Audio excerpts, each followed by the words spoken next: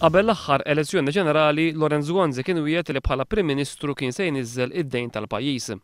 Madankollu stqarrija tal-Uffiċċju Nazzjonali tal-Istatistika ippubblikata t-tnejn filgħodu turi li bil-kontra ta' dak li wieħed il-Prim Ministru bejn l-2008 u l-2011 id-dejn tal-Gvern żdied b'total ta' biljun euro minn 3.6 biljuni għal 4.6 biljuni. Dan ifisser li ma' kuljum li għadda mill-aħħar elezzjoni ġenerali sa tmiem is-sena li għaddiet id-dejn żdied b'680,000 euro.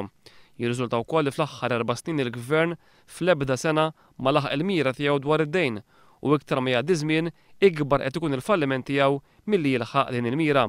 Fl-2008 l-Gvern falla l-mira tiegħu dwar id-dejn bi 28 miljun euro.